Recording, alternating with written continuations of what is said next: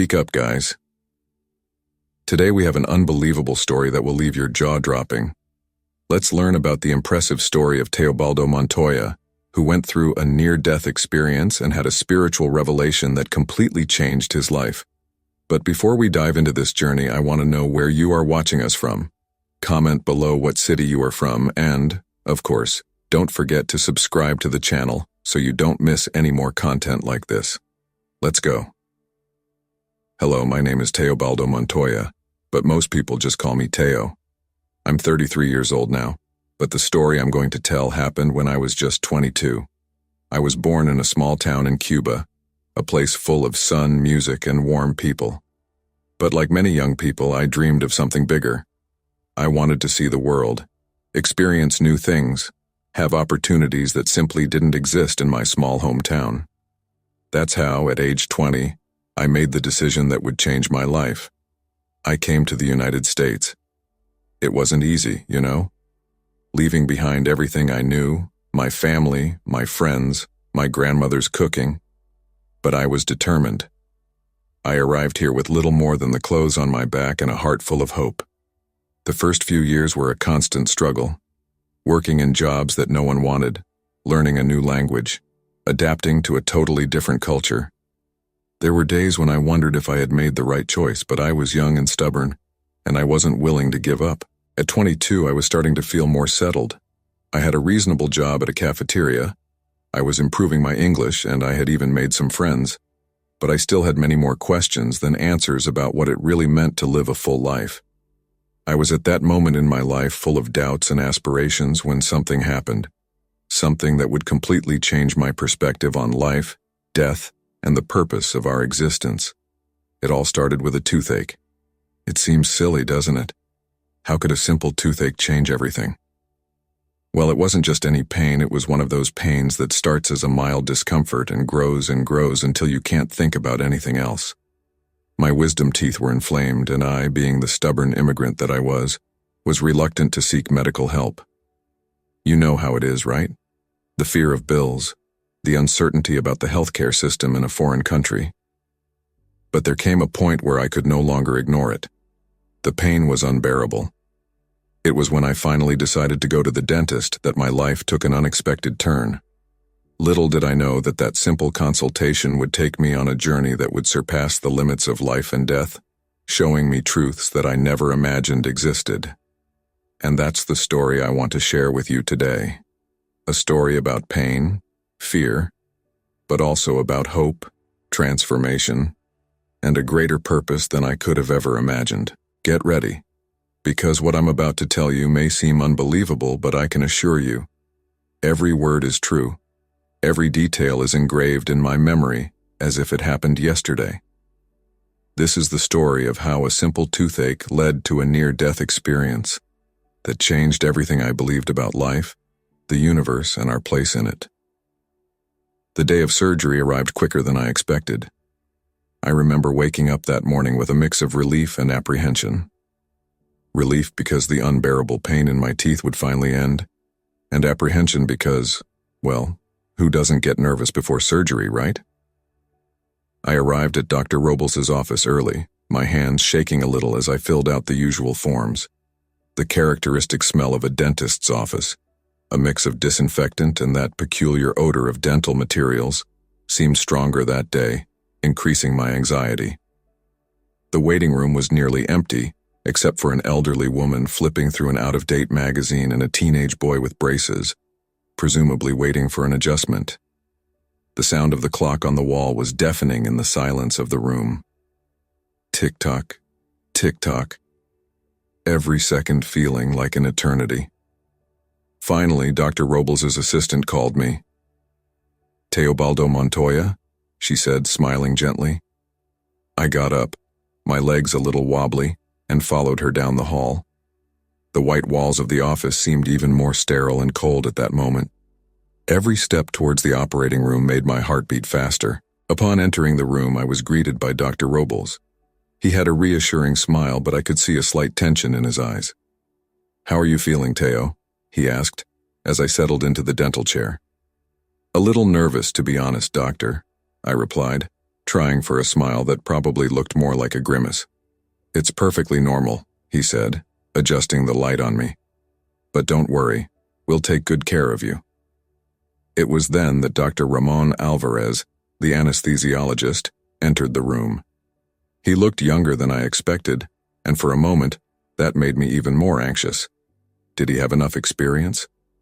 But he introduced himself in a calm, professional voice, explaining the anesthesia procedure. "Everything will be fine, Teobaldo," Ramon said, preparing the injection. But there was something in his voice, a slight hesitation perhaps, that didn't go unnoticed by me. This only increased my apprehension. While they were getting ready, I looked around trying to distract myself. The surgical instruments glittered under the bright light, looking more menacing than ever. The soft sound of classical music playing in the background, was it Mozart?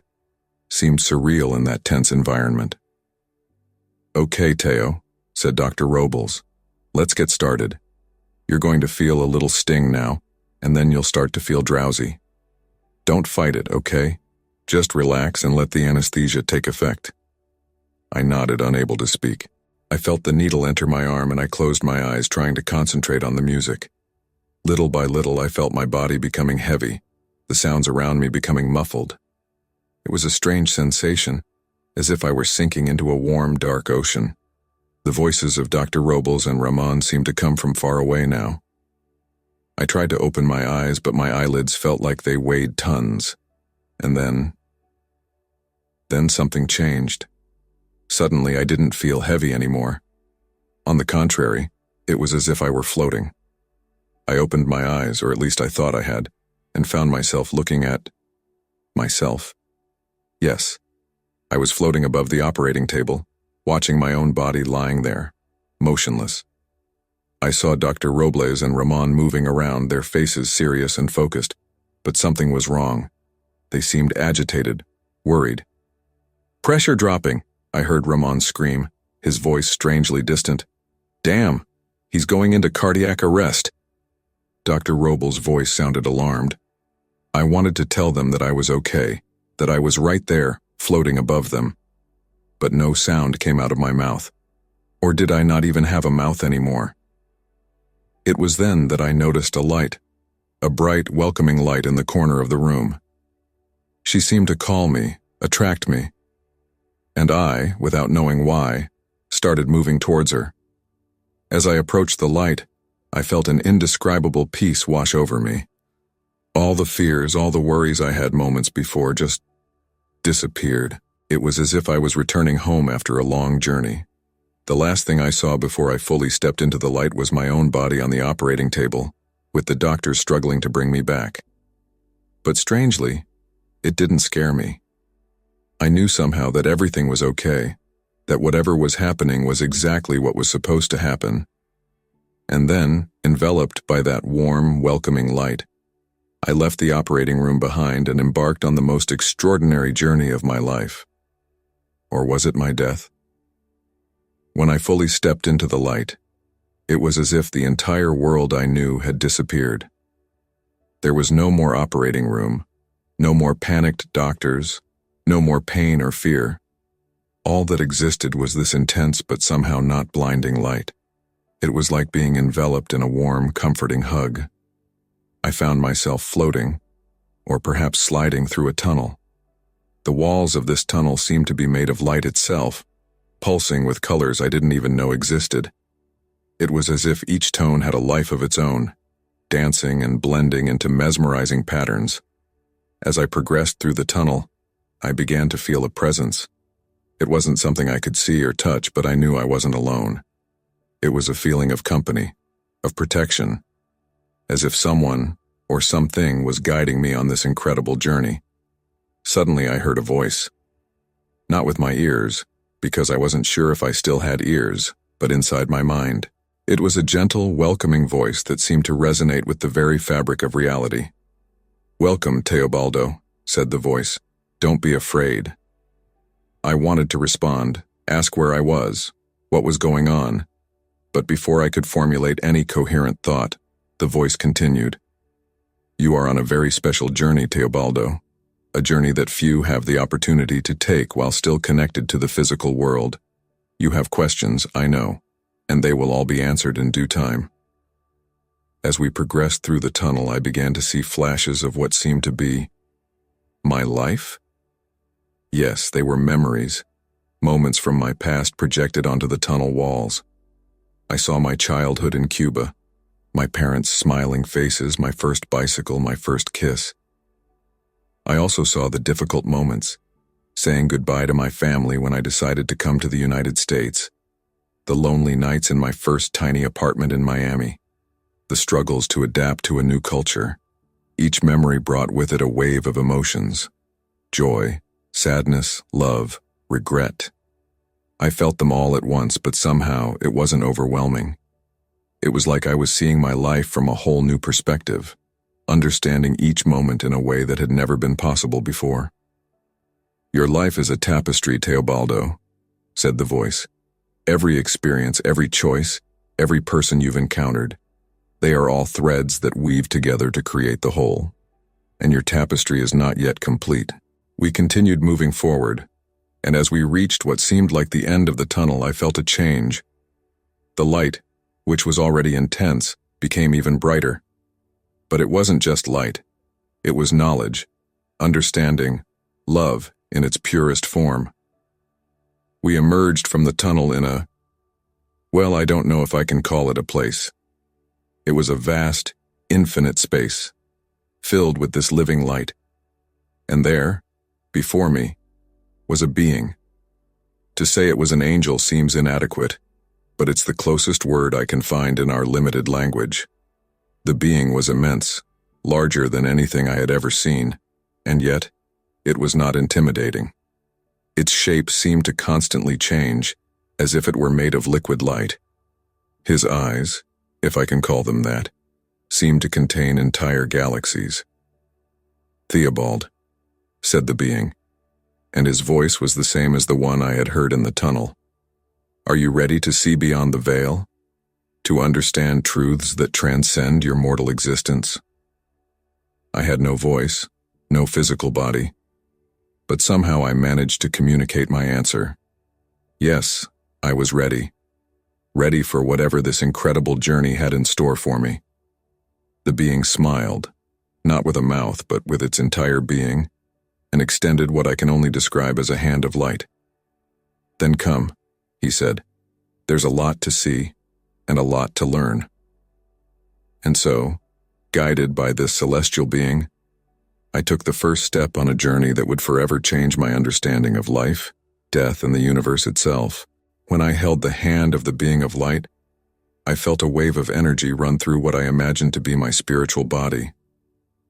In the blink of an eye, the vast space of light transformed. Suddenly, we were in a place that I can only describe as the most incredible garden I have ever seen, or even imagined. The sky above us was an impossible blue, deeper and more vibrant than any terrestrial blue. Golden clouds floated lazily, changing shape as if they were alive. But what really took my breath away were the flowers. Imagine all the flowers you have ever seen on Earth. Now multiply that by 1,000, and add colors you didn't even know existed. Each flower seemed to emit its own soft light, pulsing in different rhythms as if they were breathing. The aroma was indescribable, sweet, fresh, invigorating, but in a way that went beyond the physical senses. It was as if the perfume spoke directly to my soul. "This is the celestial garden," said the being of light beside me. His voice was like music, harmonizing perfectly with the beauty around us. "Here, all things grow in perfect harmony with the universe." We walked along trails of something that looked like grass but was as soft as silk and shone softly beneath our feet. Majestic trees rose toward the sky, their trunks twinkling as if they were made of thousands of tiny stars. Its leaves were every color imaginable, and some I didn't even know existed. As we walked, I noticed that there were other beings in the garden. Some looked human, glowing with a soft inner light. Others were completely unlike anything I'd ever seen. Forms of pure light, creatures that seemed made of wind and music. Everyone seemed to be at perfect peace, some meditating silently, others talking in melodious voices that sounded like distant bells. Every soul here has found its way home, my guide explained. Some after many lifetimes, others after a single journey on Earth, but all are here to grow, learn, and eventually return to the whole. We arrived at a small crystal-clear lake. The water was so clear it seemed almost invisible, except for the reflections of light that danced across its surface. I sat down on the edge of the lake, or at least I felt like sitting down, as I wasn't sure if I still had a physical body. "Theobald," said the being of light, his voice now serious. "You're here for a reason. There's something you need to see, something you need to understand." I looked at him, curious and a little apprehensive. What could be so important that it brought me to this incredible place? "Look at the water," he instructed. I leaned over the lake and to my surprise, the surface began to change. It was no longer a reflection of the sky above, but a window into the future. Images in the water began to form, first hazy and indistinct, then increasingly clearer. I saw huge cities, skyscrapers that seemed to touch the clouds, flying cars zigzagging between buildings. For a moment I thought it was a vision of a wonderful advanced future, but then the scene changed. The same cities were now partially submerged. Giant waves crashed against buildings, while people struggled to survive in makeshift boats. In other areas, I saw deserts where lush forests once stood. Hurricanes of an intensity I had never seen before devastated entire coasts. "What is that?" I asked, horrified by the images. "This is a possible future," replied the being of light, his voice filled with sadness. "The result of humanity's actions in the present. Global warming is not just a theory, Teobaldo. It is a reality that is unfolding now, and these are the consequences if nothing is done." The images continued to flow. I saw animal species disappearing, glaciers melting at an alarming rate, people fighting for increasingly scarce resources. It was like watching the apocalypse in slow motion. "But that can't be the only possible future, can it?" I asked, feeling a mixture of fear and despair. The being of light placed what appeared to be a hand on my shoulder. The touch was comforting, conveying a sense of warmth and hope. "No, Teobaldo. This is just one of many possible futures. The future is not written in stone. It is shaped by the choices and actions of each individual in the present." With a movement of his hand, the images in the water changed again. Now I saw people planting trees, scientists working on new clean energy technologies, entire communities coming together to clean oceans and rivers. "This is another possible future," the being explained. "A future where humanity recognizes its responsibility as guardians of the planet and acts accordingly." I stood there, watching the two contrasting visions of the future, feeling the weight of responsibility we all carry. It was then that I realized why I was there, why I had been brought to this incredible place beyond life. "Do you understand now, Teobaldo?" asked the being of light. "Do you see why you were brought here?" I nodded, feeling a determination rise within me. "Yes," I replied. "I need to go back and share what I saw.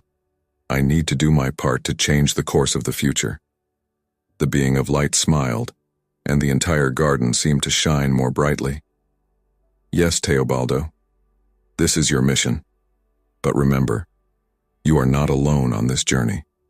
Every person on Earth has the power to make a difference.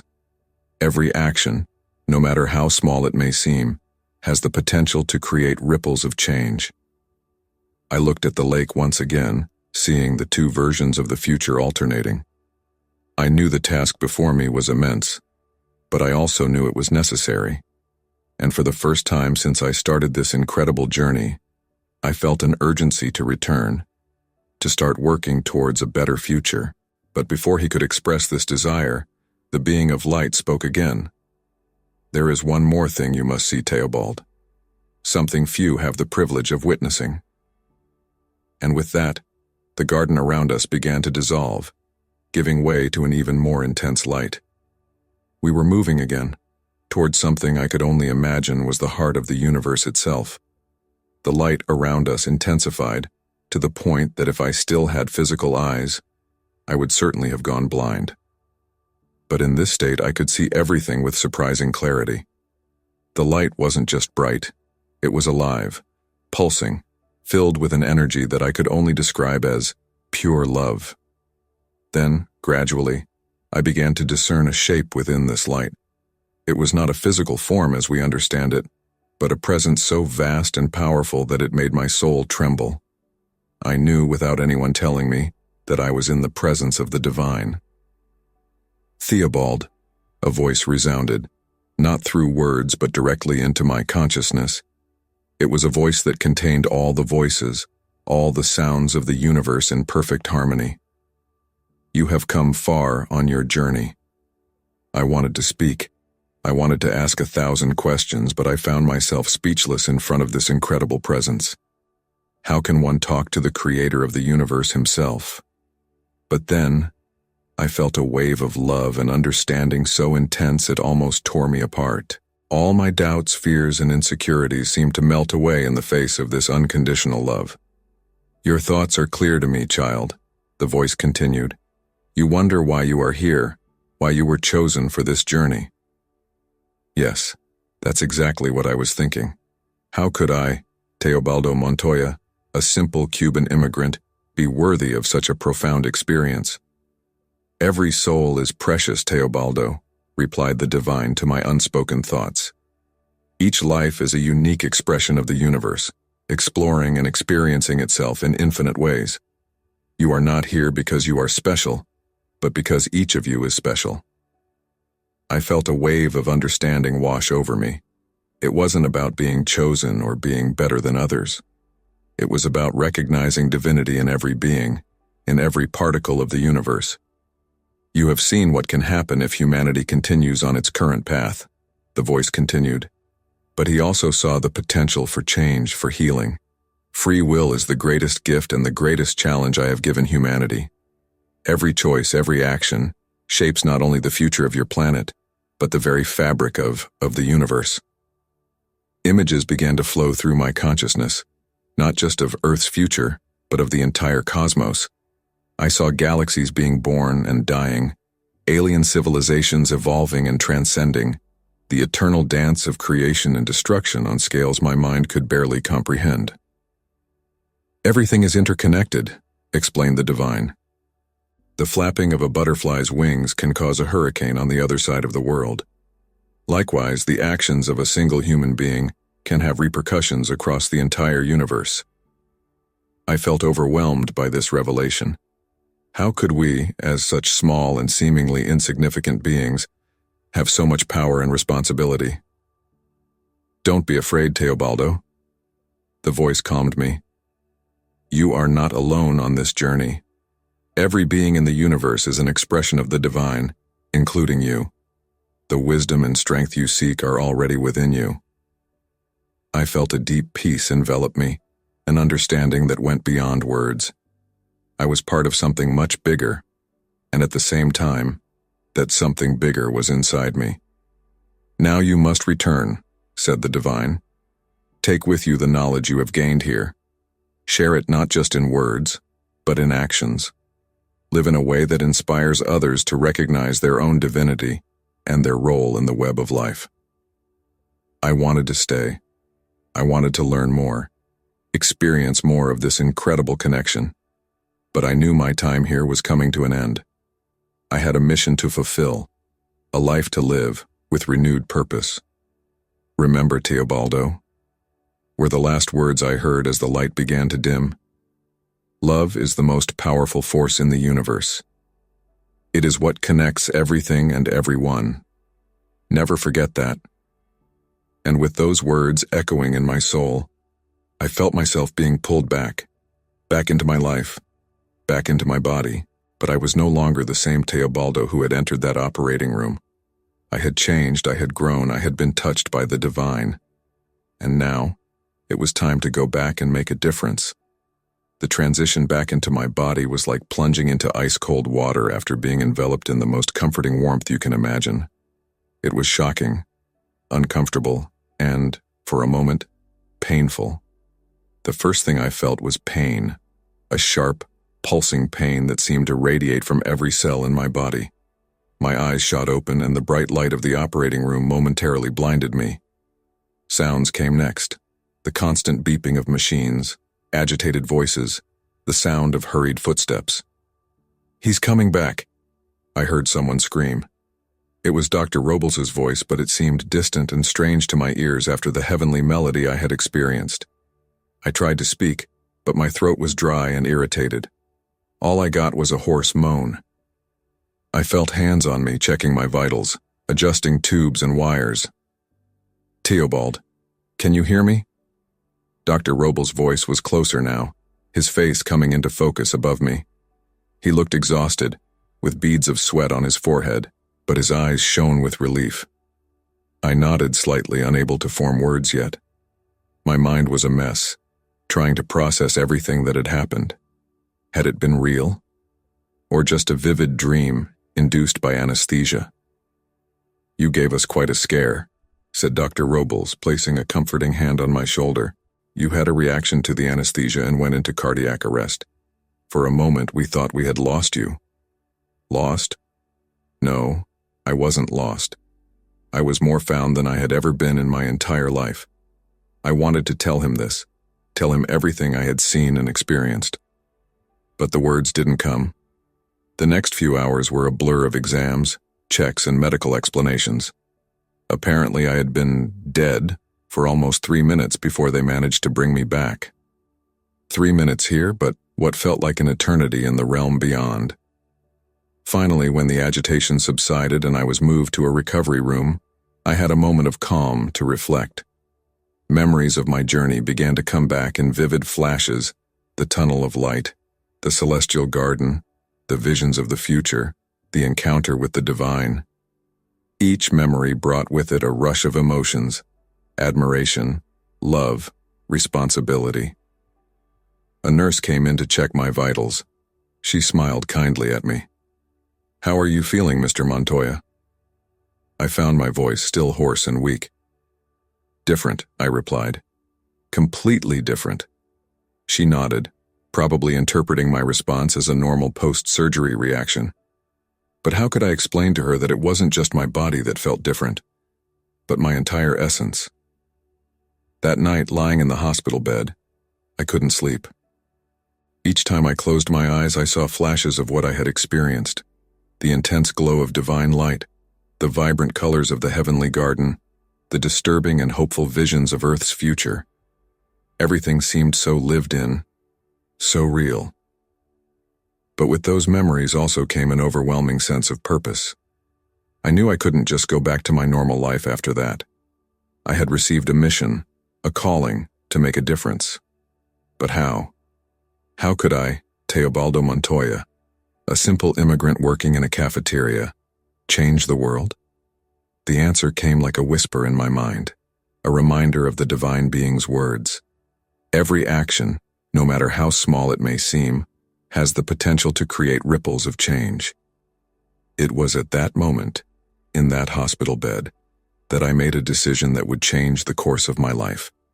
I would dedicate every day from then on to making a difference, to sharing what I had learned, and to working toward a better future for our planet. My physical recovery was surprisingly quick. The doctors were impressed with my resilience, especially considering what my body had been through. But they didn't know that I was being driven by something far beyond physical strength, an all-consuming spiritual determination. As soon as I was released from the hospital, I began planning how I would implement the changes I knew were needed. The first step was my own lifestyle. I started researching sustainable practices, waste reduction, and conscious consumption. I changed my diet to a more plant-based one, not just for health reasons, but because I had seen the devastating impact the meat industry had on the environment. But I knew that personal changes, although important, were not enough. I needed to reach more people, share what I had learned. I started small, talking to friends and coworkers about the importance of taking care of the environment. To my surprise, many were receptive, curious about my sudden passion for the subject. One day, while working my shift at the diner, I overheard two customers arguing about a city council meeting that was taking place that night. They mentioned that the topic would be the proposal for a new landfill near a conservation area. At that moment, I felt an inexplicable impulse. I knew I needed to be there. After my shift, I rushed to the meeting location.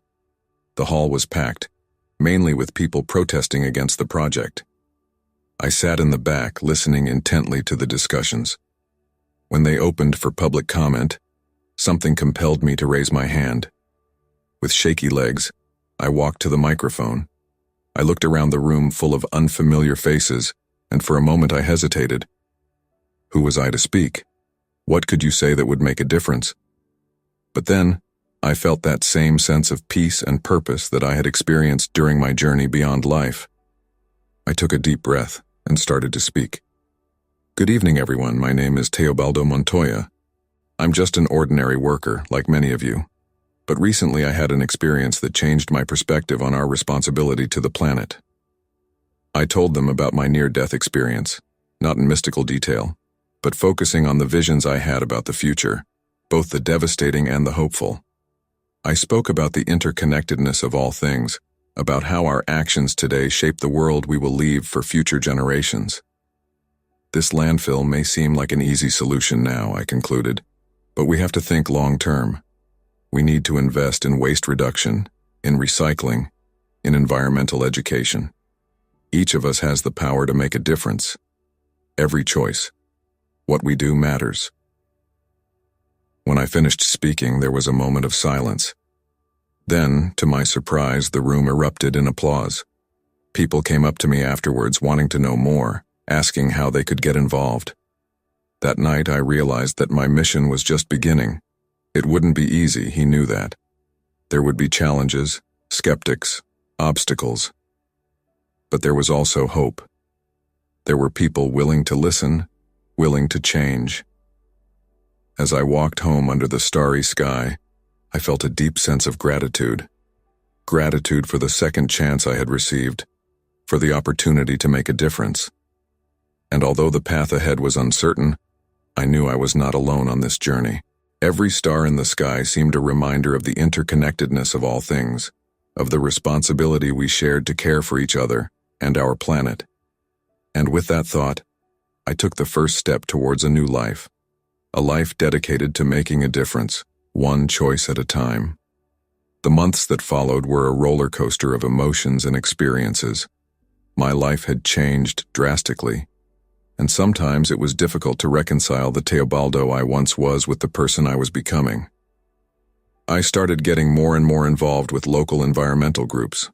He participated in beach cleanups, planted trees in urban areas, and gave talks in schools about the importance of conservation. Every action, no matter how small, made me feel like I was fulfilling my mission. However, not everything was easy. Many people, including some close friends and family, thought I had freaked out after the surgery. They couldn't understand my sudden passion for environmental activism. Some even suggested that I seek psychological help. Teo, don't you think you're taking this too far? Asked my friend Miguel one day, while I was handing out pamphlets about conscious consumption on the street. I mean, it's okay to care about the environment, but you barely talk about anything else these days. His words hurt me, but they also made me reflect. Was I being too obsessive? Was it pushing people away rather than inspiring them? It was around this time that I met Sophia, a marine biologist working on a coral conservation project. She was giving a talk at the local library about the impacts of climate change on marine ecosystems. I was fascinated not only by his knowledge, but by the passion with which he spoke. After the talk, I summoned the courage to talk to her. To my surprise, Sophia was not only interested in hearing about my experience, but she also offered a perspective that I needed to hear. Theobald, she said, her eyes shining with understanding, what you've experienced is incredible and powerful. But remember, real change happens gradually. We can't force people to change overnight. Sometimes, the most important thing is to plant the seed and let it grow naturally. His words were a turning point for me. I realized that in my zeal to make a difference, I was sometimes being impatient and even a little arrogant. I started approaching my mission in a different way, focusing more on listening to people, understanding their perspectives and concerns, rather than just trying to convince them. I also realized that I needed to balance my activism with self-care. I started practicing meditation, something that helped me reconnect with that sense of peace and purpose I had experienced during my journey beyond life. Over time, I noticed subtle but significant changes around me. Co-workers started bringing their own reusable water bottles. Neighbors came together to create a community garden, small actions that, when added together, made a real difference. One day, while walking along the beach after a community cleanup, Sophia joined me. Looking out at the ocean, she said something that stuck in my mind. "You know, Teo, sometimes I wonder if we're doing enough, if we can really change things in time. But then I remember something I read once. Never doubt that a small group of conscious, committed citizens can change the world. In fact, it's the only thing that's ever changed. And when I see people like you, who have had such a profound experience and decided to dedicate their lives to making a difference, I feel hope." His words moved me deeply. I looked at the horizon, where the sky met the sea, and I felt that connection again, with the universe, with all life forms, with the very fabric of existence. At that moment, I reaffirmed my commitment. It wouldn't always be easy, there would be days of doubt and discouragement, but I knew, deep in my soul, that I was on the right path. And with each step, with each action, no matter how small, we were all together, weaving a better future. Today, 11 years have passed since that fateful day in the operating room. 11 years since I had a glimpse of what lies beyond this life. Since I was given a mission that completely changed the course of my existence.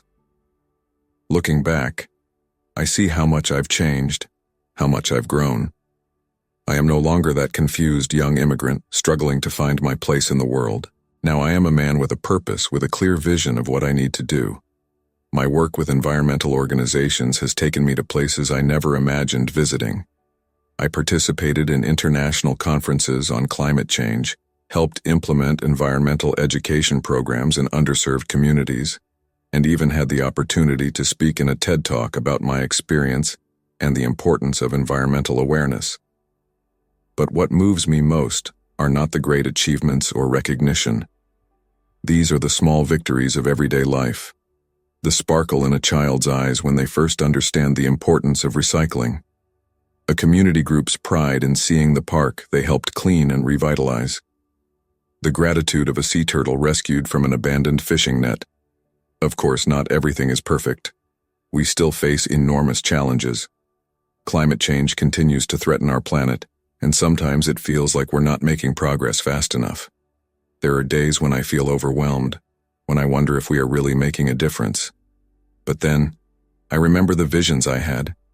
I remember the heavenly garden, the beauty and harmony I experienced. And I remember the words of the divine being. Love is the most powerful force in the universe. It is what connects everything and everyone. This memory renews me, gives me strength to continue. Because now I understand that every act of love, whether caring for the environment, helping a neighbor, or simply being kind to a stranger, is an expression of this universal force. Every small positive action creates ripples of change that spread in ways we can't even imagine. I recently had the opportunity to return to Cuba for the first time since I emigrated. It was a surreal and emotional experience. I visited my hometown, saw old friends and family. But what impressed me most was seeing how the ideas of sustainability and environmental awareness were gaining traction even there, in a place that seemed so far removed from these discussions when I was young. I gave a talk at the local university about my work and experience. Afterwards, a group of young students came up to talk to me, their eyes shining with the same kind of passion and determination I felt. They told me about their projects, their ideas for a more sustainable future. At that moment, I felt a surge of hope so strong that it almost knocked me off balance. I realized that my mission was not to save the world alone. That would be impossible and arrogant to think. My mission was, and continues to be, to inspire others to join this cause, to recognize their own connection to the universe and their responsibility to our planet. As I write these words, I look out the window and see the sunset painting the sky with shades of orange and pink. It is a reminder of the beauty that exists in our world, of the precious gift that is life on Earth, and it's a reminder of what we're fighting to protect. I don't know what the future holds. I don't know if we will be able to reverse the damage we have already caused to our planet. But I know that each of us has the power to make a difference. Every choice we make, every action we take, shapes the future, not just of our species, but of all life on Earth. My near-death experience showed me that we are all part of something bigger, all connected in a cosmic fabric of existence. And with that connection comes a responsibility, not just to each other, but to all life forms, to the very planet that sustains us. Sometimes when I'm alone, I close my eyes and try to reconnect with that feeling I experienced in the afterlife, that deep peace, that unconditional love. And although it will never be as intense as it was that day, I always feel an echo of that experience. It's as if a part of me is still there, in that heavenly garden, watching the eternal dance of creation. These experiences remind me that our journey here on Earth is temporary but incredibly meaningful. Every moment is an opportunity to make a difference, to spread love, to take care of our cosmic home. Many people ask me if I'm afraid of death now, after what I've experienced. The truth is, I don't have it. Not because I believe that death is the end, I know it isn't, but because I understand now that life and death are part of the same cycle, the same cosmic dance.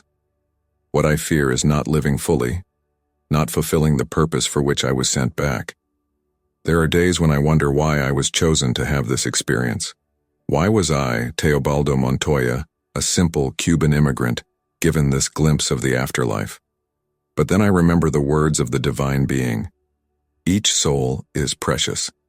Each life is a unique expression of the universe. I understand now that I was not chosen because I am special or better than others. I was chosen simply because each of us is chosen in our own way to play a unique role in the great tapestry of existence. My near-death experience was just my awakening to this truth. As I write these final words, I feel a mixture of gratitude and determination. Gratitude for the second chance I received, for the opportunity to live with such a clear purpose, and determination to continue on this path, no matter how difficult it may be at times. I know the journey ahead of me is still long. There is a lot of work to be done, many minds and hearts to be touched. But I'm not alone in this mission. Every person who decides to make a more conscious choice, every child who learns to love and respect nature, every scientist who works tirelessly to find sustainable solutions, we are all part of this movement for change. And for those reading this, I want to leave a message. You too have a crucial role to play. It doesn't matter who you are, where you live, or what you do. Each of us has the power to make a difference. Every act of kindness, every conscious choice, every effort to understand and protect our planet, it all matters. Always remember, we are all part of something bigger. We are all connected to each other, to the earth, to the cosmos itself. And with that connection comes a sacred responsibility, a responsibility to love, to care, to protect. My near-death experience showed me a glimpse of the divine, but the truth is, we don't need to die to experience this connection. It is here now, in every beat of our heart, in every breath, in every moment of consciousness. So, as we move forward on this journey called life, let us remember this fundamental truth. Let's live each day with purpose, with love, with respect for all forms of life. Because in the end, that's what really matters. And who knows? Perhaps together, we can create here on earth a reflection of that heavenly garden that I was privileged to glimpse. A world of harmony, of beauty, of unconditional love. A world where every living being is valued, where nature is revered, where we deeply understand our connection with the whole. That's the dream I live for now.